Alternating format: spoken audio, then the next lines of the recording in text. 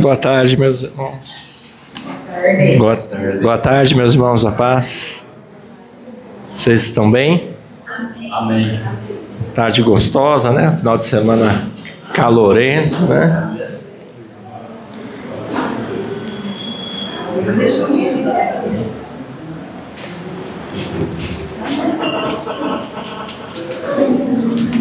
Amados, eu queria convidar os irmãos a abrirem suas Bíblias comigo em Gênesis, no capítulo 8. Nós vamos dar continuidade àquela série de ministrações que estão sendo feitas em Gênesis. E hoje não será diferente, amém? Amém. Nós vamos conversar um pouco, amém? Conversar um pouco sobre essa passagem, lembrando assim que o que nós vamos falar hoje é uma continuidade do que o Chico trouxe, né?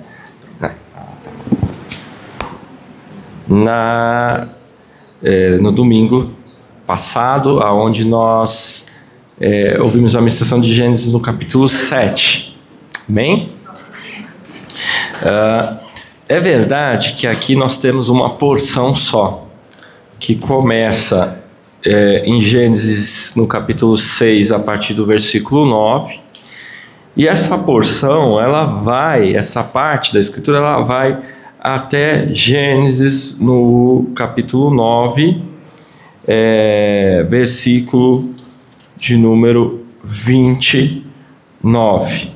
Amém? Então, são pelo menos aí uma narrativa de pelo menos 4 capítulos só para falar sobre a história de Noé, o prelúdio do dilúvio, a construção da arca, a situação anterior ao dilúvio e ao chamamento de Noé e o pós-dilúvio, né?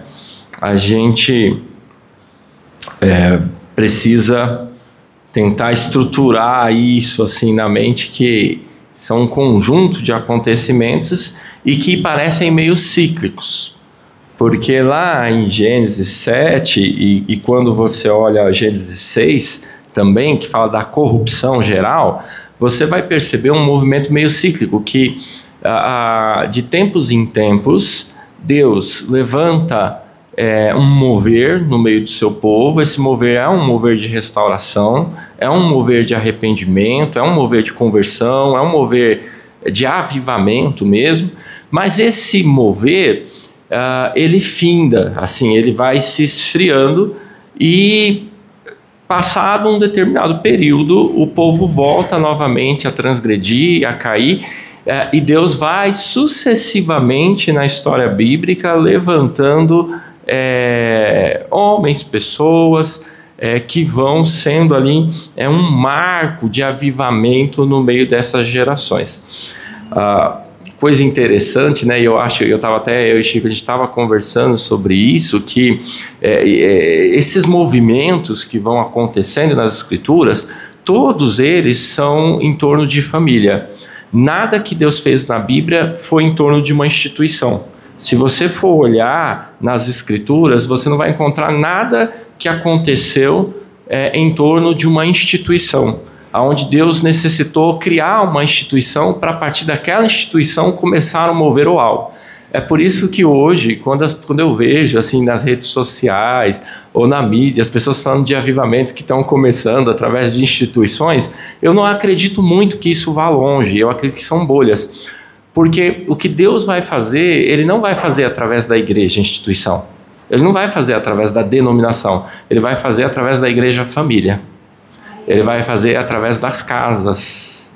Ele vai fazer no meio do seu povo. No meio das famílias.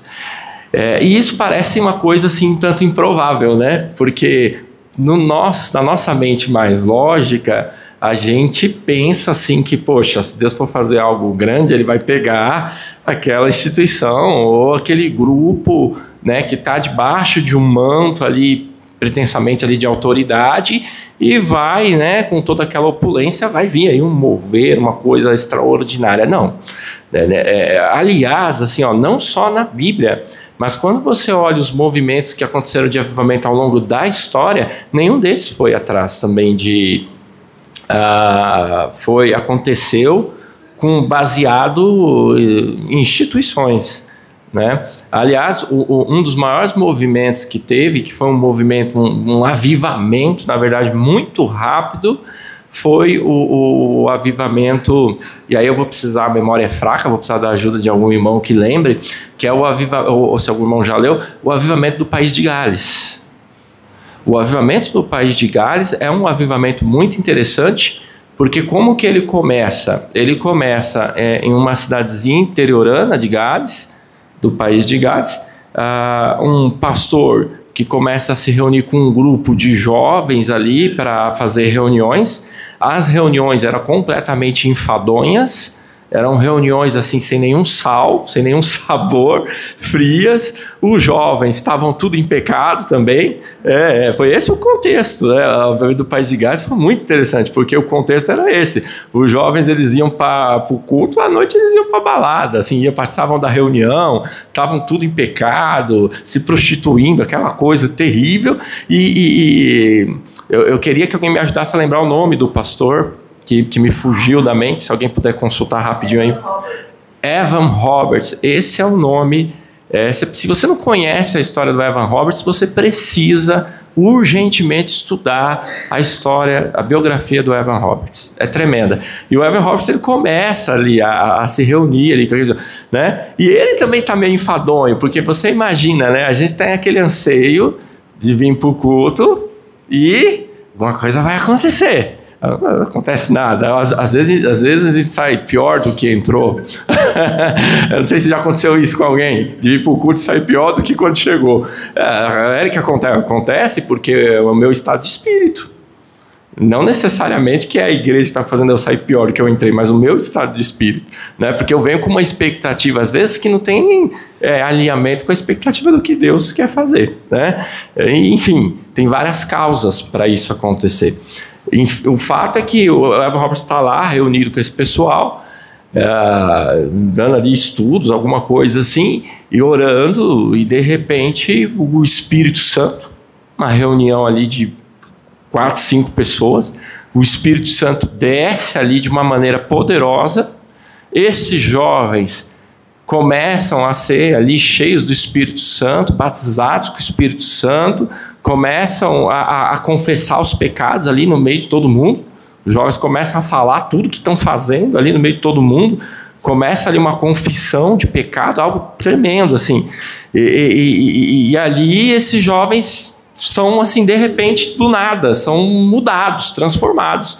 E começam ali um culto que era para ser de X horas, ele vai e vira à noite, vira madrugada e vira uma reunião mais prolongada. Se alguém lembrar aí o registro histórico, mas se eu não me engano, teve uma dessas reuniões que demorou mais de um dia de reunião. Se não me falha a memória, depois eu vou pesquisar, vou pegar certinho essa informação, porque eu estou falando tudo de cabeça aqui.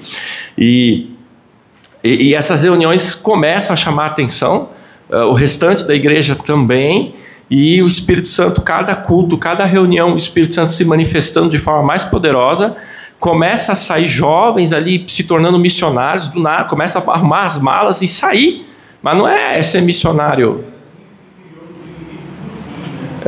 E assim se criou os inimigos do fim, né? Do fim do culto, os inimigos do fim do culto nasceram aí. E olha só, esses jovens começam a ser missionários. Eu conheci uma comunidade há muito tempo, depois tudo isso aí eu vou ter que pesquisar se você quiser a fonte, tá? Porque eu não lembro tudo de cor, mas eu conheci uma comunidade, inclusive, que ela adotou esse padrão, que era o padrão do culto missionário deles. Como que era o culto missionário deles? O culto missionário deles era assim: começava o culto, oração, louvor, palavra, vamos orar por missões, amém? Vamos orar. Daqui a pouco saía lá no telão: Cleiton, Márcia, Moçambique. Luísa, Índia, fulano, ciclano, vai para o Irã. E aí a pessoa ia ter um tempo para ela se preparar. Pedir conta de emprego, organizar a demissão, abrir mão das coisas que ela tem aqui nessa vida, arrumar as malas e ir. É que isso era falado para a pessoa antes? Não, isso era feito no culto, na hora, assim. Você já imaginou um contexto desse? Não, é o contexto do reino de Deus, irmãos. Eu sei que é radical, é dureza um negócio desse. Mas quando Deus fala assim, apartai-me a Paulo e a Barnabé para a obra que eu os tenho chamado, envia, vai. Assim, eu não estou falando, tá? Vou abrir um parênteses aqui. Eu não estou falando que eu estou pronto para tudo isso, que eu estou alinhado plenamente. Não, o Espírito Santo precisa fazer uma obra, irmãos, em nós, em mim.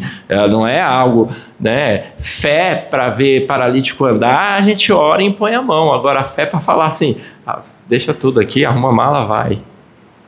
Para onde? Não, é igual Abraão, sai do meio da tua parentela e vai para a terra que eu te mostro. Não sei para onde vai, né? Então esse avivamento, Pai de Gades, se torna uma coisa assim tremenda. O Espírito Santo, ele começa a trabalhar na vida da igreja de tal forma, com tal impetuosidade, que chega um momento que o Evan Roberts ele para de pregar. Porque ele vai ministrar a palavra e ele não consegue ministrar. Ele começa a ir para os cultos para ministrar a palavra, o Espírito Santo toma a igreja, os irmãos começam a adorar, começam a falar em língua estranha, acabou, não tem mais culto. E aí chega no momento em que o Evan Roberts chega nos cultos e ele não vai mais ministrar. Ele vem, senta aqui na cadeira junto com os irmãos e o Espírito Santo começa a trabalhar no meio da igreja. Não tem dirigente, não tem pregador, não tem dirigente, não tem púlpito. Ele senta e o Espírito Santo, está todo mundo sentado aqui esperando. Irmãos, eu fico assim, já me dá vontade de sair pulando. Eu não sei você aí, mas eu quero te transportar. Quero te transportar para aquele momento. Começou o culto na comunidade. Nós sentamos. Ninguém vai à frente. Ninguém fala nada. Todo mundo senta. Daqui a pouco o Espírito Santo começa a soprar. Amém. Aleluias. Pode glorificar, irmãos. Pode adorar. Aleluia. Irmãos, Ele é o mesmo ontem, hoje e o será para sempre. Nós precisamos crer que o Espírito Santo não vai trabalhar dentro de nós. Irmãos, assim, eu estou para começar, mas assim, é que o Senhor tocou para falar essas coisas. E assim, nós temos que estar preparados, irmãos. Para o dia que, o Espírito Santo tomar a igreja. E nesse dia só teve louvor. Só teve louvor. E ninguém vai sair reclamando, porque como não teve a pregação da palavra? Não, o Espírito Santo tomou uma dor. Tomou culto, louvor, adoração e foi. Eu já vi isso acontecer, né? Já presenciei isso acontecer, e assim o Espírito Santo faz do jeito que Ele quiser. E o ambiente tem que ser livre para o Espírito Santo trabalhar sem amarras, né? E esse avivamento ele toma conta, assim, né? E uma das qualidades do Evan Roberts é que ele não queria ser líder. Essa é uma qualidade que ele tinha. Ele não queria ser líder, ele não queria liderar o movimento. As pessoas começaram a insistir para ele tomar mais à frente, para ele exercer mais um papel de autoridade, e ele se recusa porque ele tem nele. Alguns historiadores falam que isso foi certo, outros falam que foi errado. Enfim, ninguém saberá. Eu sei de uma coisa: era um homem de Deus. E aí o Evan Roberts ele fala: não, eu não vou tomar a frente de nada que não é meu, porque é o movimento do Espírito Santo, e eu não vou. Isso aqui não é uma instituição, isso aqui não é o Espírito Santo está fazendo algo, deixa ele fazer, né? E assim segue. Leiam depois essa história do Pai de Gades, coisa tremenda.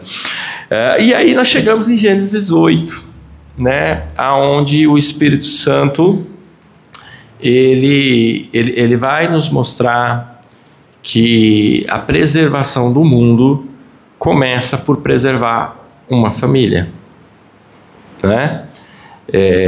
Observe só como Deus trabalha. Deus vai lá, preserva Adão e Eva. Caim mata Abel. Deus faz nascer outro filho para Eva. Deus preserva a família. A sociedade se corrompe totalmente na época. Deus vai lá, levanta Noé. Deus preserva a família dentro da arca. Depois Deus vai, chama Abraão, fala: Abraão, em ti serão benditas todas as famílias na terra, né? E assim sucessivamente. Deus vai, levanta depois José do Egito. Lembra José, filho de Jacó? José é mandado para o Egito, vira a mão de Faraó no Egito, porque Deus queria engrandecer José, amém? Não, Deus põe José no Egito não para ele ser a mão de Faraó, mas põe ele para que através dele, sendo o segundo de Faraó em todo o Egito, ele preserve a família dele, a Jacó, os irmãos, a descendência da qual ele viria a produzir o povo de Israel. Isso vai acontecer lá com Jesus também. Maria, José, Deus fala em sonhos, né, para José. José pega Jesus, leva para o Egito, assim como o povo de Israel também foi para o Egito para ser preservado, né? O que Deus vai fazer com a família, Ele vai fazer com a família no mundo. A gente não pode, irmãos, ter aquele receio, aquele medo de se contaminar com o mundo. A gente trata as questões do mundo como se fosse uma questão de uma lepra, que se a gente vai chegar perto e vai ser contaminado pelo mundo. Não, irmãos, nós estamos aonde Deus quer que nós estejamos. A igreja está no mundo. As pessoas, nós, o povo de Deus, estamos no mundo. E Deus quer que a gente esteja no mundo, nesse mundo caído, no mundo corrompido, no mundo cheio de adversidades, no mundo que tem as suas questões, que tem as suas problemáticas, nesse mundo que Deus quer que nós estejamos. Se Ele não quisesse, Ele já tinha nos arrebatado, porque nós não estamos numa empreitada para conquistar a salvação, amém? Nós não estamos, irmãos, nós já entregamos a vida para Jesus, amém? Já entregamos, nós não estamos numa empreitada para falar, vamos, né? O John Bunyan, o peregrino, é uma história fantástica, e eu acredito que tem muitas ali ilustrações e muitas aplicações que a gente pode fazer para a nossa vida espiritual, o peregrino de John Bunyan. Porém, a ideia de um peregrino que peregrina para chegar num ponto onde ele alcance a salvação, ela não é uma visão assim do reino de Deus, porque nós já estamos salvos, irmãos. Amém. Nós já entregamos a vida para Jesus. Amém. Não é assim, acordei de manhã, hoje não fui muito bem, aí Jesus vai lá, deixa eu apagar o nome do Eric aqui, que hoje não deu certo, não. Aí chega amanhã, agora o Eric tá legal, deixa eu escrever de novo o nome dele no livro da vida. Aí apaga, aí escreve, aí apaga. Não, irmãos, né? Alguém tem, né? Alguém pensava dessa forma, né? Hoje eu não fui muito bem, então acho que Deus não, né? Não, irmãos, Deus não é assim que o Senhor trabalha, amém? Tudo ok até aí? Foi um silêncio. Amém? Vamos para Gênesis 8 então? Feita essa breve introdução, eu não trouxe as folhas, né? A irmã falou para mim, amor, o culto tem horário para acabar, né? Tem horário para acabar, né? Que eu vou. Eu falei, então não vou levar. Hoje é às 11, não vou levar. Amanhã é feriado? Obrigado, Renato. Renato falou que amanhã é feriado, irmãos. Irmãos, em Gênesis 8, eu vou ler apenas alguns versículos, tá? E eu vou aplicar todos esses versículos e eu não quero limitar. O Senhor pode falar com você aí coisas diferentes, não contraditórias, diferentes. Diferente e contraditório não é a mesma coisa. Vamos ver aqui assim uma regra de hermenêutica. Deus fala coisas diferentes com cada um de nós na sua palavra, amém? Amém. Deus não fala coisas contraditórias com cada um de nós na sua palavra. Isso são coisas diferentes. Deus pode falar com o irmão coisas que ele não falou comigo através da sua palavra no mesmo texto. Porém, se o que ele está falando com o irmão é contraditório com o que eu também estou dizendo aqui, essas coisas não batem, então logo a gente tem alguém está errado.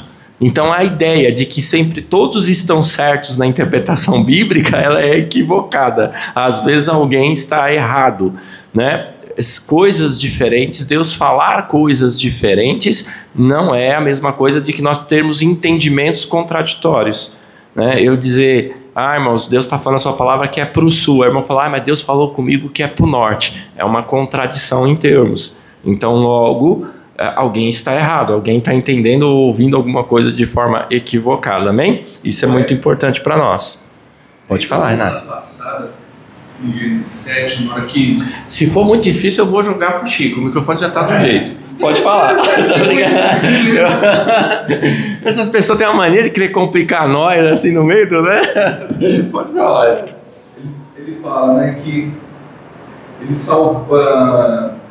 Noé salvou a família, né? Mas tem me incomodado que não foi só a família, né? Foi a humanidade. Foi a humanidade. Você bateu numa tecla aí que eu ia chegar lá. Vou adiantar ela. Não, foi mal não. Foi certo, o Espírito Santo te conduziu para você, era o que Deus queria para o momento. Assim, uma lição que nós temos que aprender em relação a Noé, em relação à questão do dilúvio, em questão à arca, é que Deus tinha muitos meios de fazer isso. Deus tinha muitos meios de salvar a humanidade naquele momento, de preservar a família de Noé. Mas Deus escolhe um meio específico. Que meio que ele escolhe? Ele escolhe a construção de uma arca ao longo dos anos.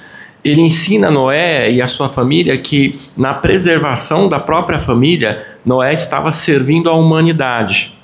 Quando Deus serviu o homem no Éden, quando Deus vai lá, Deus mata o animal, pega a roupa, vai lá e cobre o homem. E não é porque Deus serve Adão e Eva que Deus é inferior ou menor que Adão e Eva. Servir é uma qualidade, é uma virtude, é uma característica do reino de Deus. Noé serve não só a um propósito de salvar a família, mas de servir a humanidade, de fato, de servir toda a criação. Noé, ele é usado como um mordomo de Deus. Essa é uma lição para nós, porque nós somos mordomos de Deus nessa geração. Mordomia, o conceito de mordomia não é aquele popular de mordomia, vai lançar na rede. Não, o conceito de mordomia vem da palavra de mordomo, que é o ato de servir. O mordomo, ele não serve porque ele é menor, ele não nos serve à mesa num restaurante porque ele é inferior a nós. Ele está prestando uma qualidade de serviço, né? E muito importante. Então, desse conceito vem a ideia de que Noé está servindo toda a humanidade como um representante de Deus. E ali também Deus já mostra o cuidado com a família. Você vê, entra a família dele para cuidar da família do mundo, né? As famílias que seriam... Então, tudo tem o propósito da família. Tudo tem o propósito da família. Todas as famílias. Né? Por isso entra a família inteira de Noé, né? Todas as ligações, né? No cuidado de Deus, porque ali é maravilhoso. Olha que você começa, nós começamos a estudar isso essa semana, né, no grupo, e vendo os detalhes do cuidado, né? Tudo é cuidado de Deus, que nem você pregou aqui. Deus criou primeiro a terra e tudo que nela há, depois ela vai, cria o homem e coloca o homem naquilo tudo que está maravilhoso. Sim. Então, você vê como é que é? A mesma coisa. Noé cria, monta a arca, Deus pega a família dele e coloca dentro dessa arca, com toda a provisão, com tudo. Né? Você vê, sem leme, sem nada, sem cuidado, Deus leva para onde Ele quer. E tem que ser a arca, né? Porque tem que ser o madeiro, porque é o madeiro que vai tipificar o madeiro lá na cruz do Calvário.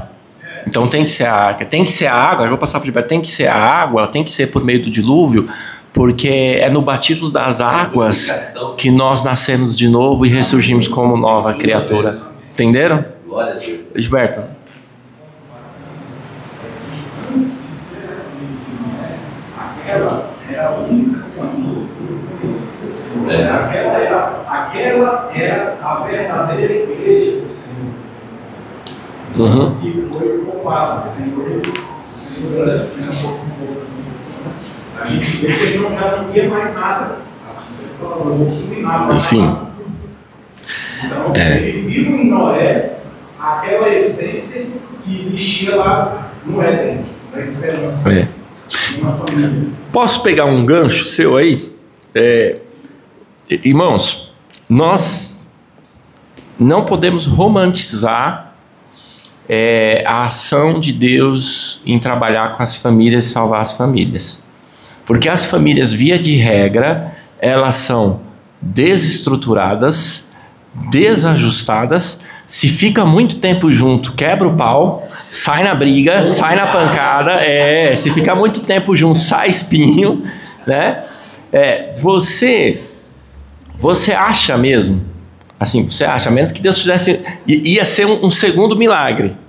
Não ia ser só o primeiro milagre de sobreviver o dilúvio. Ia ser um segundo milagre, mais trocentas famílias dentro da arca. Irmãos, não sei se a arca ia aguentar. Não sei se a arca ia aguentar. O que eu estou querendo dizer é que, assim, Deus, é o que o Gilberto falou, Deus olhou para Noé e falou, Noé, é tu e tua família. Porém, assim, não significa que a família de Noé era exatamente o modelo para sua época, ou que não houvesse alguma família na época que também servisse a Deus. Como assim, Eric? O plano do dilúvio em recomeçar a humanidade e a nossa generalização em relação a toda a carne houvesse corrompida, não significa que em algum recanto daquela sociedade que já era enorme e já havia se espalhado para diversos lugares, não houvesse ninguém ali voltado para Deus. Mas aquela tarefa, aquela missão de restauração da nova sociedade que viria, estava sobre os ombros daquela família chamada Noé. Né? Tudo nos indica, é lógico, que toda a sociedade em volta de Noé ali estava corrompida. Fato. Agora, nós não sabemos além disso. Por exemplo, olha só, irmãos, eu, assim, gosto muito de Gênesis, mas Gênesis é uma complicação na minha cabeça. Assim, as regras do que era animal impuro e do que não era, não são claras na época de Noé. Elas vêm da lei mosaica. Quem estabelece o que é animal puro, impuro e vai separando as espécies de animais do que são os mais adequados ou não para sacrifício, para adoração, é a lei mosaica. Ou seja, surge na época de Moisés. Como Noé separa? Como o autor aqui identifica essa separação? Veja você que nós temos o registro anterior, nos capítulos anteriores, inclusive eu acho que foi o Chico, não foi eu, foi o Chico que citou isso, né? Que tem um versículo lá atrás que a gente leu de um rapaz que ali começou a se invocar o Senhor, ali começou o primeiro culto, ali começa uma espécie de adoração. Havia também na sociedade sendo formado toda uma questão de culto, de adoração a Deus, com a revelação que eles tinham disponível para a época, muito antes de toda aquela elaboração que a gente vai ver lá a partir do Êxodo, a partir da vinda de Moisés ali. Então isso significa que, assim, nós temos uma variedade de coisas acontecendo aqui, onde Deus não se ocupa de nos dar os detalhes e de explicar para a gente. Ele foca nos pontos mais importantes para nós, o que ele quer mais de propósito para nós. Então eu entendo que Noé, ele não cumpre só um aspecto assim de autopreservação, mas é que o Renato falou, de preservação da sociedade, da humanidade. Acho que na sociedade dele não havia ninguém que servisse a Deus ali, que tivesse, a Bíblia fala toda, então estava todo mundo ali corrompido, igual o Gilberto falou mesmo, mas a gente não sabe até onde que foi a população se espalhou. Vou dar um exemplo que comprova bem isso, é Caim. Quando Caim sai e foge, a sociedade já era grande. A sociedade já havia crescido muito. Porque com quem Caim casaria? Com quem que Caim casou? Provavelmente com alguma irmã, com alguma descendente, com alguma parente dele. E Caim faz isso, Caim, logo no começo da história bíblica, né? Que Caim mata Abel e ele foge errante. E aí depois fala da descendência de Caim. Mas como é que Caim tem descendência se ele... Logo ali, então significa que já havia muita gente, já havia uma sociedade ali bem espalhada ali, né? Mas isso é para uma outra, né? Alguém tem mais um comentário ou quer elucidar alguma questão desse meandro que o Renato e o Gilberto me jogaram aqui, né? Colocaram nessa... Alguém tem mais algum comentário sobre essa parte? Mas é tremendo, irmãos. É a família. E aí voltando, só para a gente não perder o gancho. Famílias desajustadas, famílias desestruturadas. Quando Noé vai sair da arca, eu não vou aqui antecipar, porque o Chico vai chegar nessa parte, mas assim, quando Noé sai da arca com a família, o que Noé faz? Depois de adorar a Deus ou fazer um altar? Planta uma vinha e aí o que ele faz com a vinha? Toma... Faz vinho, né? Você gosta de vinho? Ele exagera, né? Noé exagera no vinho, se embriaga, e aí tem aquela trágica história que o filho expõe ele de alguma forma ali, e os irmãos vêm e cobrem a nudez. Aquela era a prova de que Deus não escolheu a família perfeita. Deus escolheu a família que Ele quis. Sua família não está no centro da vontade de Deus porque ela é boa, perfeita, ajustada e o padrão a ser seguido. Sua família está no centro da vontade de Deus porque Ele escolheu ela. Amém. Do jeito que ela é. Amém. Os desajustados, os não muito, têm que ficar felizes de saber que a graça de Deus... É isso, quando a Bíblia fala que aonde abundou o pecado, superabundou a graça, não é também, mas não só um conceito futurista, porque a gente olha sempre fazendo uma analogia com o futuro. Eu pequei, eu vou pecar, mas aí a graça de Deus é maior. Não, isso é em relação ao passado. Por maior que seja ao meu histórico, a minha vida de pecado, a minha vida desajustada, a graça de Deus, ela superabunda, ela é maior do que toda essa carga de pecado que existe. Ela é maior do que o desajuste, do que as dificuldades que eu enfrento na minha família. Deus não escolheu a sua família porque ela é o modelo perfeito. Quase nenhuma família da Bíblia era. Pode olhar. Vamos fazer um minuto de reflexão sobre as famílias da Bíblia? Pensa aí, num exemplo de família desajustada. Veio alguém na cabeça? Gilberto já citou de cara. Davi, sem sombra de dúvida. Davi foi um dos piores pais que tem na Bíblia. Completamente equivocado na liderança da família. Não conseguiu liderar a família, não conseguiu liderar os filhos, não conseguiu ser um modelo, um exemplo, não conseguiu ser um exemplo para os filhos a ser seguido. E foi chamado o homem segundo o coração de Deus. Ele só repetiu o que aprendeu em casa, né? Olha, eu vou dizer que a família de Davi, os pais dele, eram mais ajustados que ele. Era. A família de Saul era muito mais certinha, assim, muito mais comportada do que o histórico de Davi, né? Outra família, pensa em alguma outra família. Eli, Samuel, gente, Eli, agora, o Espírito Santo foi aí e soprou no seu ouvido. Porque isso é para trazer um consolo para o teu coração agora. Irmãos, quantas vezes nós ficamos se autoflagelando por não ter a família ou não ser aquele padrão que a gente gostaria, que a gente até vê em outras famílias de Deus, e louvado seja Deus por isso. E a gente tem dois exemplos aqui que vão alinhar o nosso pensamento: Eli e Samuel. porque ambos foram sacerdotes.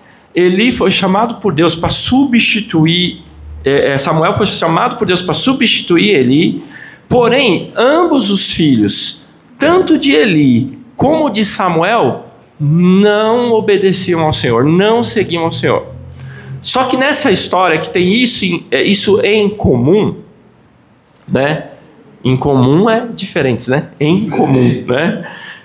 Nessa história, nós temos uma coisa que é incomum. Uma incomum, que é ambos os filhos não serviam a Deus, e uma incomum.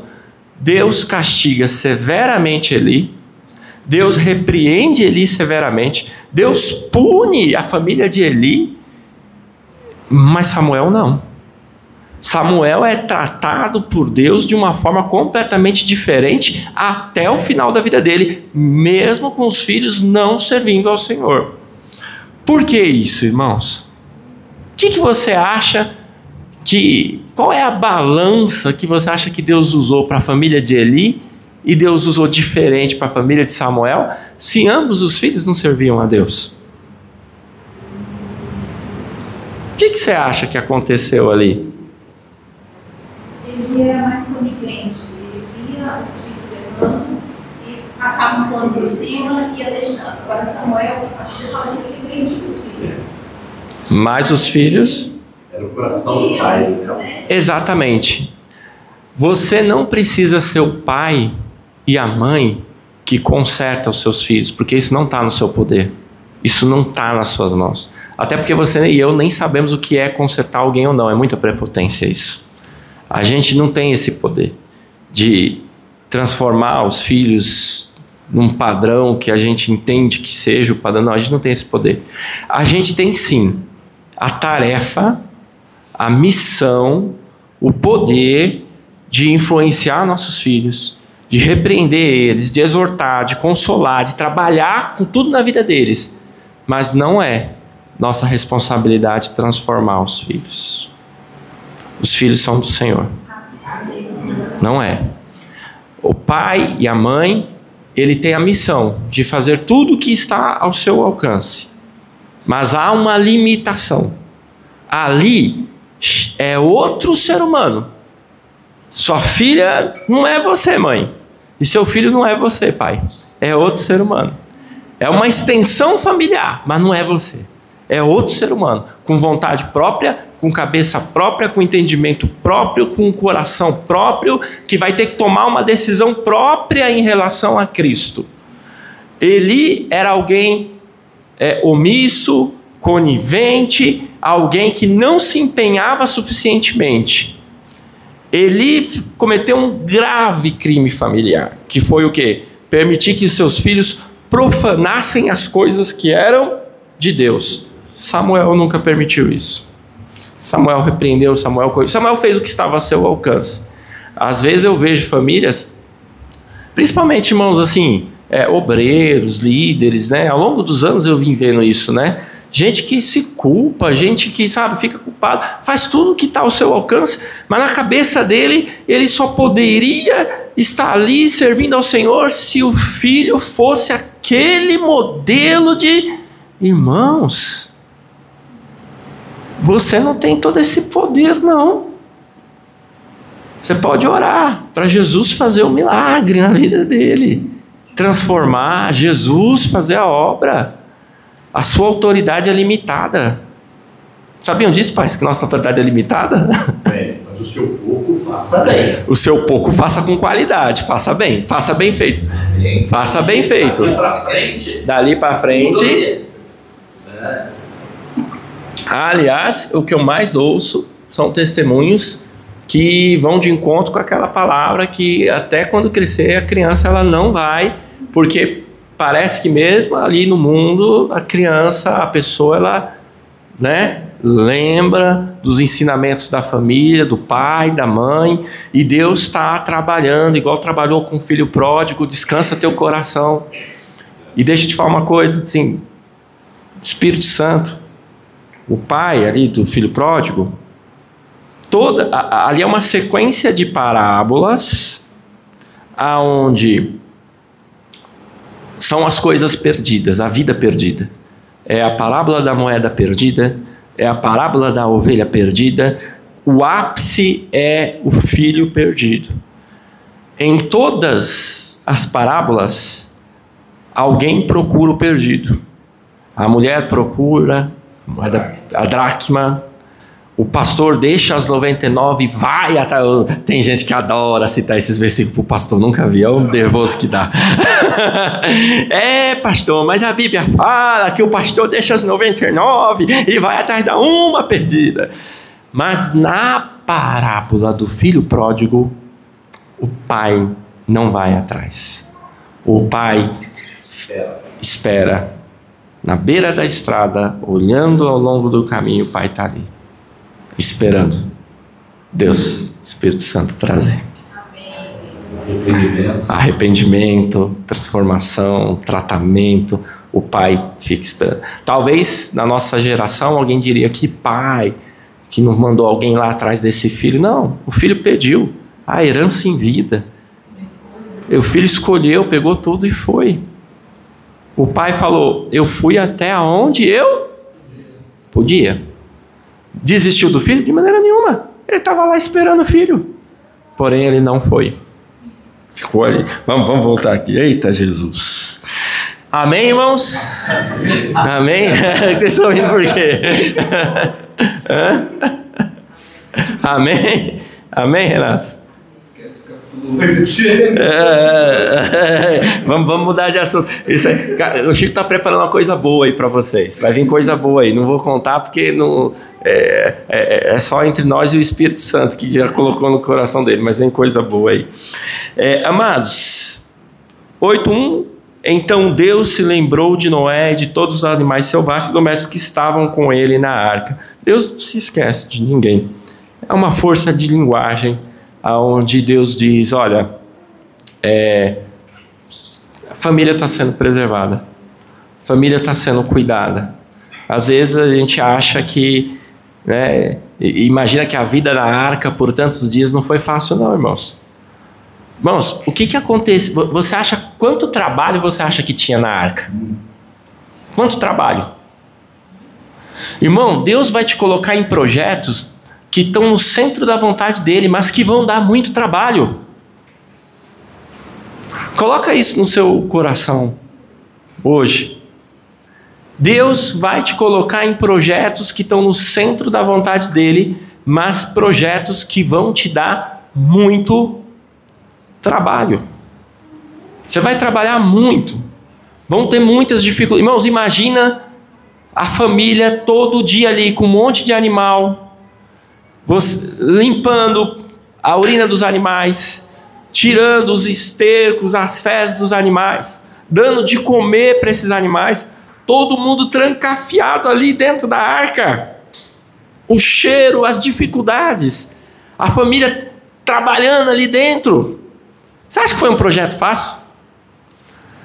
Será, irmãos, que não teve nenhuma discussãozinha? Será que não teve nada lá dentro da arca acontecendo, não? Às vezes nós pintamos um cenário na nossa cabeça, assim, irreal. Como se assim, Deus pegou a família perfeita, era todo mundo santo, ficaram lá mais de 100 dias lá dentro da arca, orando, meditando na palavra, falando: Deus é bom, estamos salvos. Não, irmãos. Ali, a vida ali aconteceu dentro da arca, a vida familiar ali acontecia. E quando sai da arca se revela a natureza humana, pecadora também. Noé se embriaga, o filho vai lá e chacota deles, põe a nudez do pai. Os irmãos vão lá e cobrem a nudez do pai. Isso traz para nós, deixa eu abrir um outro parênteses aqui, isso traz para nós uma verdade reveladora sobre a nossa vida cristã.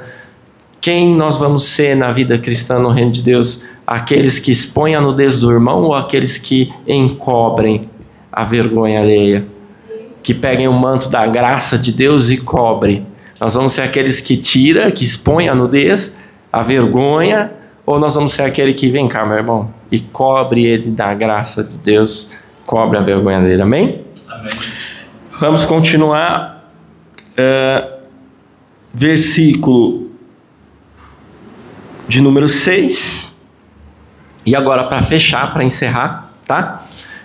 nós vamos falar aqui rapidamente do Espírito Santo, nesse contexto todo. Porque, irmãos, é o Espírito Santo que nos sustenta, que sustenta a sua igreja. É o Espírito Santo que está nos sustentando. Amém? Posso citar uma família? Por favor, Chico. Espírito Santo. Pode, manda bala. Ananias e Safira. O Espírito Santo foi certeiro. Certeiro. E olha, eu não quero entrar nessas coisas não, né? Mas ó, o Chico falou porque assim, o Espírito Santo individualizou. O Espírito Santo individualizou. Como assim era que individualizou? O Espírito Santo deu uma oportunidade para ele e deu uma oportunidade para ela. Essa ideia, irmãos, de que a família ela tem que haver cumplicidade no erro, isso não é unidade, irmãos. A pessoa no reino de Deus que ela vive unidade, ela trabalha a unidade pela verdade, né? Por aquilo que Deus estabeleceu através do Espírito Santo. Ali é muito forte. Ó, eu não vou nem entrar, porque ali é uma pregação, uma ministração inteira, né? Mas diretamente o Espírito Santo foi lá, muito impactante essa palavra. 8, capítulo de número 8, versículo de número 6.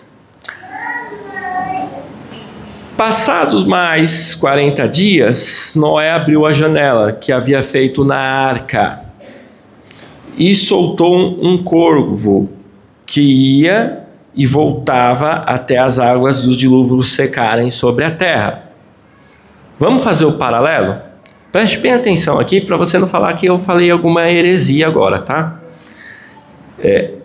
Noé abre a janela, solta um corvo.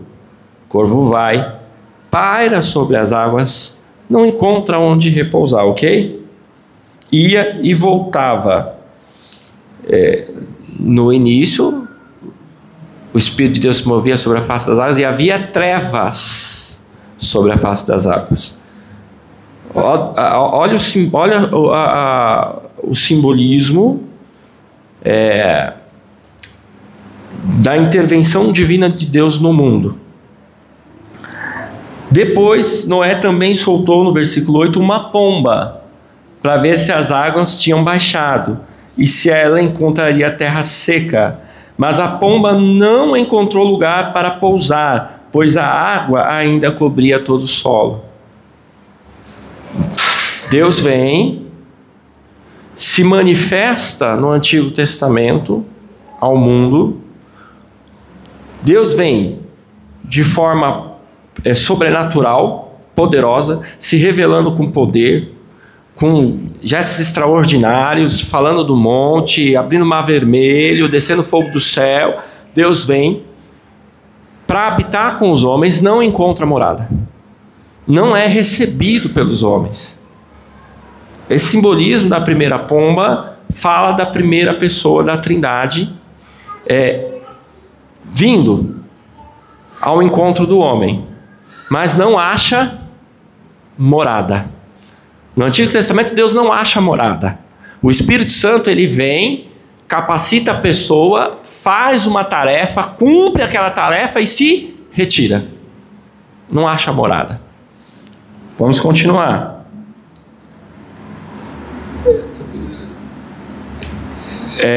Versículo 9. Mas a pomba não encontra lugar para pousar, pois a água ainda cobria todo o solo. Então a pomba retornou à arca. E Noé estendeu a mão e a trouxe de volta para dentro. Versículo 10. Depois de esperar mais 7 dias, não é à toa, é porque 7 dias é o número da perfeição, é o número da criação de Deus. Deus cria o mundo em 7 dias, a perfeição de Deus. Percebem? Deus, o retrato do simbolismo. Então, 10. Depois de esperar mais 7 dias, Noé soltou a pomba mais uma vez.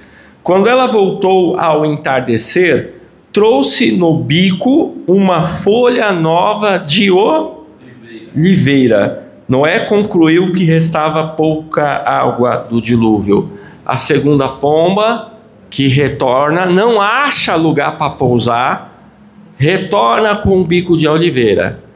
É a segunda pessoa da Trindade, Jesus. Simboliza o Cristo que é enviado ao mundo, faz a sua obra, mas os homens não o recebem. O que eles fazem com Cristo? Crucificam. A pomba podia voltar com qualquer coisa, mas ela volta no bico dela com um ramo de oliveira, porque representa Cristo. Que vem, a segunda, que vem diferente. Cristo, dessa vez, ele não vem como o Pai veio, se manifestando com poder. Não, ele vem encarnado como homem, ele vem fazendo bem, ele vem como carpinteiro, ele vem curando os enfermos, comendo com os pecadores, ainda assim ele não acha morada. Mas aí ele faz a obra, que é o Calvário. Abre o caminho, né? Ou seja, Jesus fez com que as águas que cobriam esse denso mundo nosso de trevas minguassem, para que a próxima pomba pudesse ser solta, terceira pessoa da Trindade pudesse vir. Versículo de número 11, né? Quando ela voltou ao entardecer, trouxe no bico uma folha nova de oliveira. Noé concluiu que restava pouca água do dilúvio. Falta pouco agora. Esperou outros 7 dias e soltou a pomba novamente. Dessa vez ela não voltou. Jesus, antes de subir, fala o quê? Nós vimos isso no encontro agora. Jesus, antes de subir, fala para os discípulos: fiquem em... Jamê falou isso, né, Chico? Fiquem em Jerusalém, até que sejam revestidos do alto, do Espírito Santo. Atos 2, dia de Pentecostes, o que acontece? O Espírito Santo desce sobre todos. O Espírito Santo se retira? Não. O Espírito Santo volta para o Pai? Não. O que Jesus fala sobre o Espírito Santo? Ficará com vocês até o final dos tempos. A terceira pomba não volta. É o Espírito Santo, vem para ficar com a igreja. É o outro que Jesus fala: vou enviar outro Consolador, igual a mim, que vai ficar com vocês. A família, a igreja, ela não está sozinha. Amém. A terceira pomba é a pomba que encontra terra seca, encontra lugar para pousar. Jesus prepara o caminho, o Espírito Santo vem. Jesus rasgou o véu, o Espírito Santo agora pode morar no coração dos homens. Amém. Porque não tem como o Espírito Santo morar no coração dos homens se os homens primeiro não receberam o Pai e o Filho. Porque o Filho glorifica o Pai e o Espírito Santo glorifica o Filho. Então tem que receber o Senhor na sua plenitude. Tem que receber o Senhor como Senhor, senão o Espírito Santo não tem como fazer morada. Então a terceira pomba de Noé, que é essa tipificação do Espírito Santo vindo, não voltando para a arca, porque agora ele encontra morada, o Espírito Santo vem e fica. A sua família é o lugar aonde o Espírito Santo veio e quer ficar. Que minha família é desajustada, minha família é diferente, minha família tem isso, minha família tem aquilo.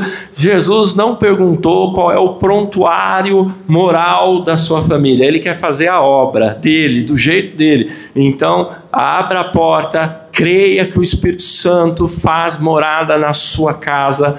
Chame ele, fica aqui, Espírito Santo. Não se aparte de nós, porque o véu foi rasgado, os impedimentos foram tirados. Irmãos, a água que o Chico pregou no domingo passado, do dilúvio, a água do juízo, que era a mesma água do juízo, é agora a água que nos permite morrer e nascer um novo homem. Amém. Então essas águas secaram do juízo e com ela nasce a possibilidade dessa pomba vir e morar e ficar. Ou seja, o Espírito Santo vem e mora e faz morada. Não há mais impedimentos. O único impedimento para o Espírito Santo fazer morada em nós somos nós não se abrirmos para receber aquilo que ele já nos deu. Tomar posse daquilo que já é nosso. O acesso já está livre, a porta já está aberta, as águas do dilúvio já secaram, o Espírito Santo veio fazer morada. Amém, glória a Deus. Sabe o que aconteceu? Deus falou assim: no passado eu mandei fogo, raios, trovões, os homens não entenderam. O Filho veio, morou entre os homens não entenderam. Mas qual que era o plano de Deus? Deus não erra, Deus não falha, o plano dele não estava em falha.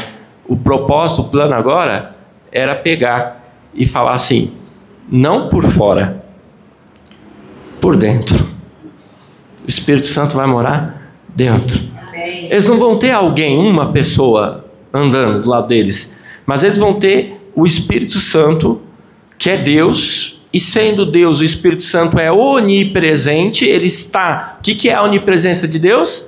Ele está em todos os lugares ao mesmo tempo. Então, ele vai habitar no coração de todos os homens ao mesmo tempo.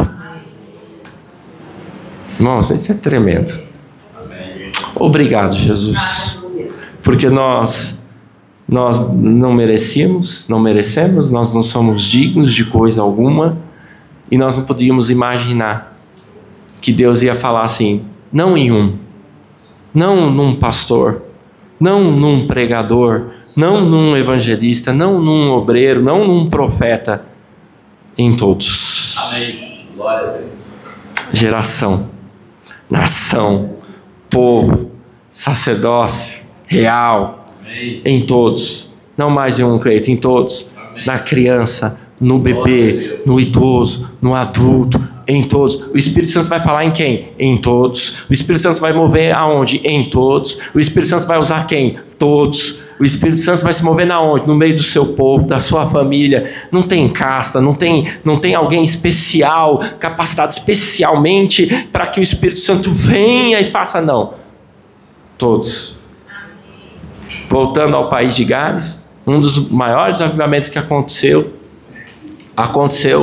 no meio de jovens desordeiros, desordenados, desestruturados. O Espírito Santo olhou e falou: é aí mesmo, é aí que eu vou. Esse é o nosso Deus, irmãos. Esse é o nosso Deus, né? Que quebra a nossa caixinha da lógica e fala: não, esse doido aí que eu vou usar. Esse Paulo, cangaceiro, matador, lampião, é ele mesmo, vou pegar ele. Mas, Senhor, nós temos tudo. Senhor, o que é isso, Senhor? Todos têm ouvido o que esse homem tem feito por aí, arrastando mulheres, cria. Irmãos, você tem dúvida que Paulo era uma pessoa ruim? Paulo era sincero, honesto na sua saga pela religiosidade, pela sua fé religiosa, era sim, mas ruim? A pessoa, irmãos, para a pessoa ter sangue frio, para sair puxando criança, mulher, prendendo, jogando, não, a pessoa tem que ter matando, mandando executar, a pessoa mandando açoitar, a pessoa tem que ter um coração muito duro, e eu tenho medo dos religiosos. Viu? Os religiosos me preocupam, porque o religioso é aquela pessoa que mata um e fala assim: glória a Deus, né, irmão? Matamos. O religioso ele tem esse problema aí de, né? O religioso é essa pessoa que pega um pedaço de pau, dá na cabeça do outro e fala assim: agora vamos orar para Deus dar saúde para ele, porque ele precisava dessa paulada. Oi? O religioso me preocupa, o religioso. Porque o religioso ele mata primeiro e fala: vamos orar agora para ver o que Deus vai fazer. Mas você já matou? Já, né? Paulo era essa pessoa. Deus pega Paulo, vai lá e fala: fica tranquilo, igreja.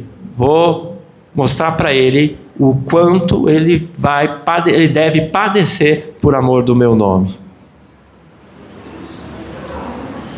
Irmãos, a minha oração nessa noite é para que o Senhor faça na minha família aquilo que Ele quer fazer. Eu não sei o que... Eu tenho desejos e vontades da minha família no centro da vontade de Deus. Mas eu não sei como Deus vai fazer isso. Eu não sei como Deus vai criar a Esther. Irmão, porque é Deus que vai criar. Eu e a Vânia, a gente é só um instrumento na mão de Deus. Nós vamos dar o nosso melhor como instrumento, mas quem vai crescer é Deus. Quem vai cuidar, irmãos, quem vai guardar é o Senhor.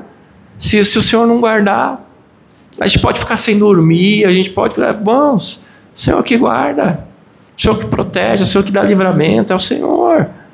É o Senhor que muda. Eu vou contar uma última questão aqui, um último testemunho, amém? Para encerrar, prometo que encerro. Tá? Não estou levando a sério aquela coisa das 11 horas da noite, não. É a última questão, vou encerrar. Quando eu era jovem, eu era muito religioso. Nasci numa igreja que era muito religiosa, uma igreja muito pentecostal, mas ao mesmo tempo muito religiosa. E uma vez aconteceu uma coisa que para nós foi um escândalo. Tinha um jovem da igreja que era tecladista, tocava e tal. E aí esse jovem, houve uma situação envolvendo esse jovem, que não foi aberta para todo mundo, mas comunidade grande, os irmãos sabem como é, né?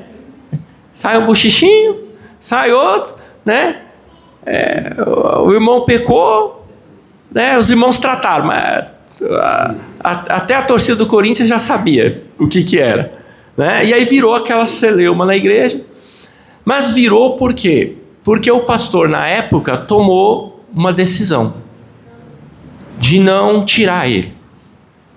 E aquilo foi imagina o tamanho do escândalo. Aquilo foi um escândalo. Eu confesso que na época, irmãos, eu também falei muita besteira na época. Eu era jovem. Eu falei, meu, mas que pastor sem noção, que isso, sabe? Tem que afastar esse menino, tem que fazer isso, tem que fazer aquilo. E aí todo mundo dava opinião, né? Porque nessa hora todo mundo vira mestre, né? Da vida, do que o pastor tem que fazer. O pastor tá ali, olha, irmãos, eu oro todo dia para ver do Chico, porque o pastor tá ali, cara, 100 anos se dedicando, mas aí nessas horas todo mundo quer ensinar o pastor o que ele tem que fazer. E aí virou uma confusão, porque todo mundo queria dizer o que tinha que ser feito, que tinha que ser assim, que tinha que ser assim. E esse pastor, irmãos, que era um homem de Deus, sabe, assim, ele aguentou firme o rojão. A igreja praticamente inteira contra ele, e ele segurando. E o tempo passou. Esse pastor, que era pastor nosso, foi para a Europa, virou missionário na Itália, na época. Começou a pastorear igrejas lá na Itália. Depois foi para o Reino Unido, virou pastor. Até hoje pastoreia a igreja lá no Reino Unido. E esse jovem, irmãos... Esse jovem hoje ele é um pastor dedicado ao Senhor. Depois de muitos anos, quando foi agora, esse mês, eu acabei por coincidência encontrando ele na rede social. E aí, meu irmão, como é que você tá? E ele, Eric, que saudade, como que você tá? Tô bem e tal. E aí ele começou a contar a história dele, que Deus chamou ele para o ministério. Ele começou a trabalhar jovem, ele ficou noivo de uma menina, endireitou a vida, foi casar com essa menina, casou, teve um filho. Quando esse menino estava aí com seus 4 para 5 anos, a esposa dele ficou doente, ele teve que cuidar do filho e da esposa, a esposa frequentemente internada no hospital, a esposa faleceu. Ele levou um baque, assim, que as estruturas dele, ele disse que foi assim algo que... Ele disse que ele pensou que a fé dele não ia aguentar.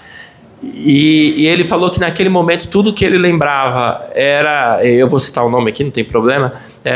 Ele lembrava do pastor Francis, que foi nosso pastor, porque ele falou assim, cara, nesse momento tudo que eu lembrava era do pastor Francis. Porque eu falava assim, cara, o Francis segurou a minha mão numa das épocas mais difíceis da minha vida, para mim não desistir da fé. Eu não posso desistir agora. Cheguei até aqui, eu não posso desistir. E aí ele continuou. Deus restaurou o coração dele, casou novamente.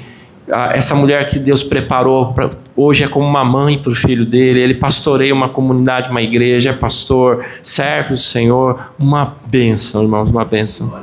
Eu falei assim, Senhor, obrigado por não nos ouvir. Obrigado por às vezes tapar o ouvido do pastor para não ouvir nossos conselhos e nossas opiniões.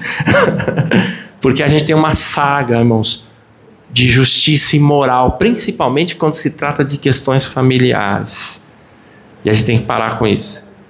A gente tem que ter uma saga para que o Espírito Santo de Deus faça na família aquilo que precisa ser feito. Amém. Que o poder de Deus entre lá e quer. Irmão, se o Espírito Santo não convencer, não vai ser você e eu que vai.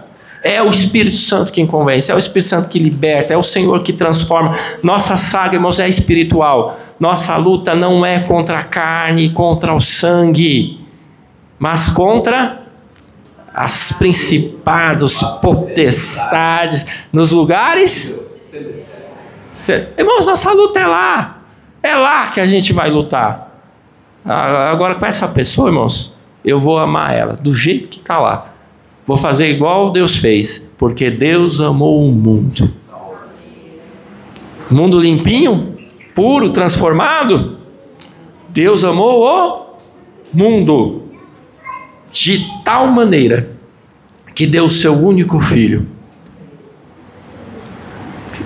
Irmãos, o que você está disposto a dar por amor ao seu irmão? Por amor à pessoa caída? Deus deu o seu único filho. Pensou, Cleito? Deu o seu único filho. O que você está disposto a dar, minha irmã e meu irmão, por aqueles que Deus colocou no seu coração para você batalhar na fé por eles? Por aqueles que estão caídos, pela família. E eu quero trazer essa palavra de batalhar pelos que estão em casa. Que é muito a gente tem muita misericórdia lá fora, né? A gente precisa trazer isso para dentro de casa. Deus não deu paulada, Deus falou, porque Deus amou o mundo de tal maneira que Ele falou assim: tudo bem, esse mundo está caído, está rebelde, em rebelião contra o Senhor, eu vou dar algo para esse mundo agora. Agora vai ser uma destruição total, avassaladora, né? Não, está aqui, meu filho, meu único filho. Nós podemos ficar de pé para orar ao Senhor.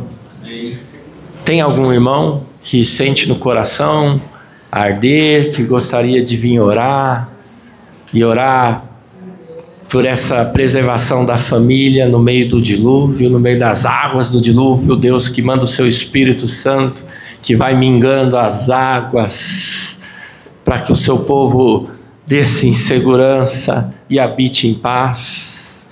Tem algum irmão que quer vir aqui orar, gostaria de fazer essa oração, gostaria de clamar pela família, gostaria de clamar por esse momento? Vamos lá, Felipe. Felipe. Vamos orar então? Vamos orar? O Felipe já está pegando o violão. Eu queria que você não tivesse pressa nessa oração. Não quero me tornar enfadonho, mas gostaria que você não tivesse pressa. Que você fosse para fora, não sei o que você está pedindo para o Senhor, o que está acontecendo na sua vida, mas eu quero animar a tua fé agora.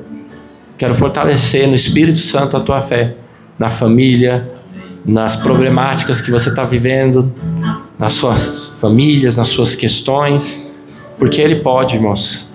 Ele é Deus, Ele faz. Aleluias. Eu vou orar então. Aleluia, eu vou orar. E se você quiser, se tiver também alguém que queira oração, que queira sair do seu lugar e vir aqui, nós vamos orar também, amém? Você pode vir automaticamente, não tem problema. Se você sentir de orar também por alguém que está do seu lado, abraçar alguém, orar, pode fazê-lo também.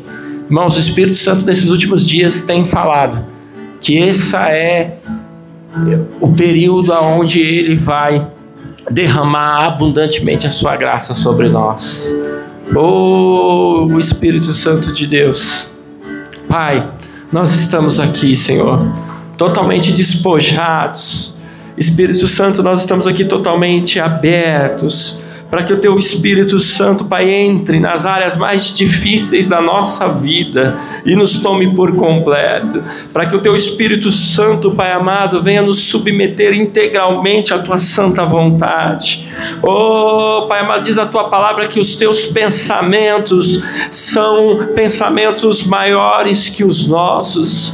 Diz a Tua palavra, Senhor, que o Seu povo, que se chama pelo Seu nome, se ele, Senhor, orar, se ele se humilhar, se ele buscar a sua face e se converter dos seus maus caminhos, então o Senhor abrirá os céus e derramará sobre ele bênçãos sem medida, Pai. O Senhor sarará a sua terra, o Senhor curará as suas feridas. E eu quero pedir, Espírito Santo de Deus, venha revestir, Senhor, os pais, as mães, os líderes de cada casa, Senhor, para que eles sejam esse instrumento poderoso do Espírito Santo nas tuas mãos, Pai. Senhor, que assim como o Senhor capacitou Noé para essa tarefa, assim como o Senhor capacitou Noé para carregar nos ombros a árdua tarefa, venha, Senhor, nessa noite capacitar pais, homens, mulheres, mães, para serem, Pai amado, aleluias, Pai, líderes das suas casas, capazes de direcionar a sua casa,